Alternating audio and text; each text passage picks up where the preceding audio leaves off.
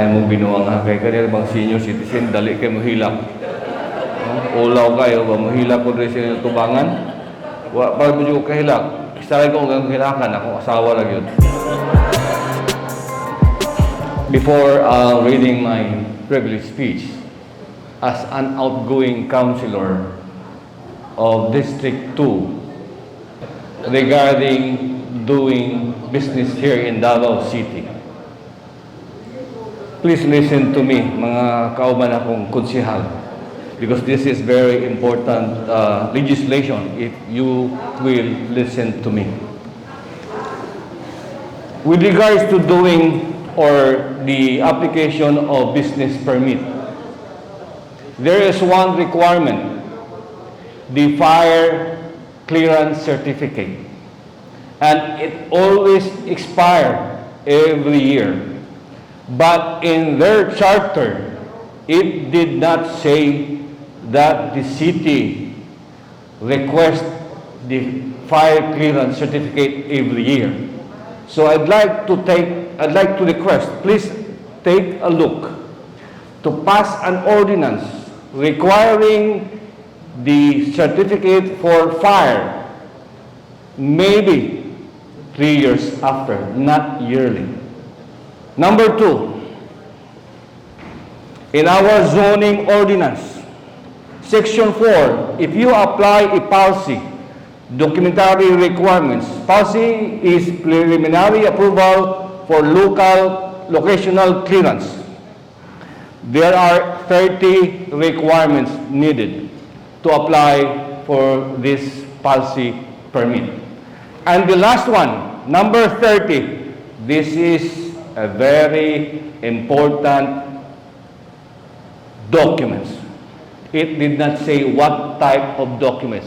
It only says other required documents. You have to delete this item in order to be clear. This is my final privilege speech, and I am, suffice to say, greatly privileged to be before you in good health, mind, body, and spirit, to bid you all adieu. I hope you will allow me to set a reminder to each and everyone here elected by the people and appointed in their respective offices, upholding the Constitution and working very hard every day for the benefit of the common good.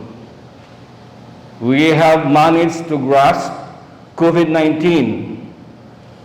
Now we hold it by the hem as its variants remain erratic and focused on causing havoc to our immunity. Nevertheless, we are learning to live with it, and day by day, it will eventually become less of a threat. However, the biggest threat this year and the next decade is that which is sparred or gidasig nga gira between Russia and Ukraine. There are systemic devastating impacts affecting many aspects of our lives. We are slowly experiencing it now. The gas price is off the roof. There is a huge spike in the inflation rate. There is disruption in commodity prices and commodity supply. These are just some of the conditions plaguing every single nation because of the war. These threats of system collapse are looming on us. The most remarkable threat that we must overcome, however, is the threat of our food source and food security. As of now, 90% of Davao City rice source is imported from neighboring provinces and neighboring countries. You know, I passed an ordinance to establish a rice processing center in Davao City. The reason behind, each and every one of us, we have to consume 123 kilos of rice every year. This is according to the Philippine Statistic Authority. If we compute that 123,000 kilos, the total number of kilos we need every year is 221,400,000 kilos per tingdakua. And we only have 1,600 farmers. And every farmers, ang ilahang makuha, ang ilahang ma-harvest is only 1,200 per metric ton per year. So, kung imo ning i-times ang 123 kilos or 221,400,000, ang makaya nila nga i-consume or i-harvest is only 1,920,000 kilos. Do not tayo shortage of rice in the coming years and even now. Although the Mayor Baste mentioned that he is into or he would like that our food will be secured. I am suggesting that we have to fast track by making an executive order for the creation of technical working group. The high cost of pork meat is also a huge problem for most Davaoenos. What with the low supply and the presence of the African swine fever? The good news is we have grappled with the problem and we have found solutions, probably to end the high price of pork meat. I passed a resolution for the ESF, Bantay ESF, and allowing the backyard to raise or fattening pig again in the rural and the urban areas, provided there is a protocol. Number one protocol, whoever wanted to raise pigs in their backyard may be or they have to go to the barangay to be registered.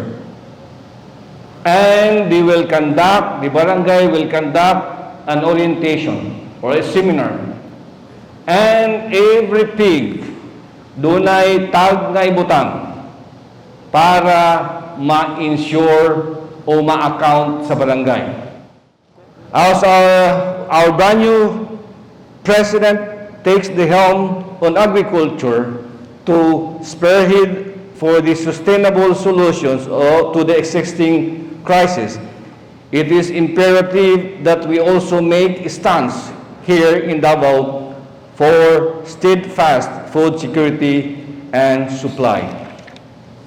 I urge you, my fellow council people, to commence investment in land banking. The local government has to start buying properties, such as old houses located in strategic areas, and transform it into storehouses or food banks so that the produce can be easily distributed to the people. Now, let me properly express my gratitude to the President and the Vice President-elect, Mayor Inday Sara, Mayor Sebastian Duterte, and Vice Mayor, our incoming Vice Mayor, Jay Gitayan, my colleagues here in the 19th Council, the SP staff, daghang kayong salamat sa inyo ha.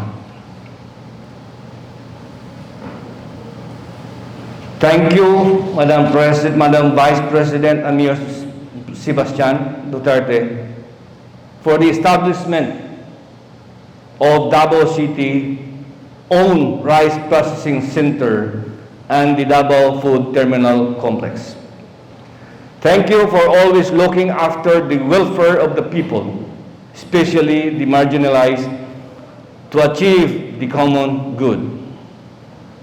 Again, I thank the support of the 19th City Council for helping me realize my responsibilities to the people. It has been a great pleasure serving Davao City with you. I would like also to thank the different departments in the city government, as well as the national agencies and private organizations for helping me to do my job as a councilman and write resolution and legislations, as well as perform my duties that impact the lives of the farmers, the fisher folks, the IPs, and the regular people. I would like also to thank my staff for sharing my vision and aspirations and working every day to cater our beneficiaries. I am also extremely grateful to many of our elected colleagues highlighted the importance of our unity during yesterday's inauguration and oath-taking ceremony. Indeed, as we have done in the past, the Council has the capacity to unify when addressing situations that affects all of us. The nature and wonder of Davaoenos is that while there is an ongoing gubot or tumultuous events and seemingly overwhelming challenges, we always emerge to face and find solutions. I leave the 19th City Council relieved because of the chairmanship on the Committee of Agriculture is in good hands. My wife. After all, this chairwoman has more experience when it comes to looking for ways to improve the lives of our farmers, our fisher folks, our women groups, and other groups. Kaningali niya, tuo ba niya kung usawa ni? My wife, she has been a catalyst for change and reform in the lives of my children and grandchildren, in the lives of our constituents. She is a catalyst most of all to me, as her presence precipitates every single wonderful event in my life since the day we said, I do. Marisa, tuwa niya. Basing nigulik na ko, ningon niya ka nga, atika di mo eh. I am confident to leave everything in the hands of the creature created by God, to stand as my equal in this world. Of course, my beautiful wife, Marisa. Thank you, everyone, for the gift of friendship and for the gift of chance to serve. I will strive harder to be worthy. I will continue my passion to serve the IPs and the underprivileged in my district. Daghang salamat sa inyong tanan. I hope we will see again, we'll meet again. I will come back 2000 walay sumpay. Daghang salamat Ma'am Charito sa staff. Kaniyong tanan usab na dinhi, labi na sa akong partner si Nilo. Ayaw ko pailaka in taon ninyo. Maayong hapon kaninyong tanan.